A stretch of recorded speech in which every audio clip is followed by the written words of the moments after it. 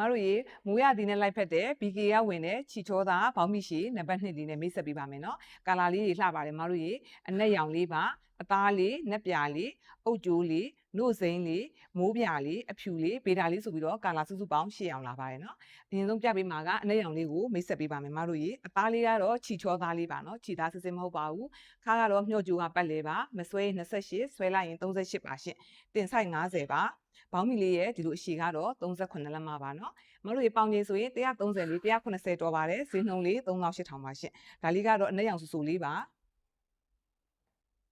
မတို့ဒီဘောင်းမီလေးတွေကလည်းလေဟိုဂျပန်ချီလိုမျိုးလေးဝတ်ရတာပေါ့ပေါ့ပပနဲ့တတောတရှိပါတယ်နော်ဒါလေးကတော့အသားရောင်လေးပါရှင့်နက်ပြတ်ရောင်လေးပါရှင့်ဒါလေးကတော့အုတ်ကျိုးရောင်လေးပါဒီနှုတ်စိမ်းရောင်လေးဆိုရင်လည်းမတို့ရဲ့အရောင်လေးကချစ်စရာလေးလင်းလင်းလေးနော်ဒါနှုတ်စိမ်းရောင်လေးပါဒါကတော့မိုးပြရောင်လေးပါနော်မတို့ရေဒီဖြူလေးဆိုရင်လည်းမသိဂျပန်ချီတိုင်းပဲပေါ့နော်အပွေတွေကလေဂျပန်ချီပွေတိုင်းကိုထွက်လာပေးတာနော်ဒါကဖြူဆွဆွရောင်လေးပါရှင့်အခုနောက်ဆုံးပြမှာကဗေဒါရောင်လေးပါကျေးဇူးတင်ပါတယ်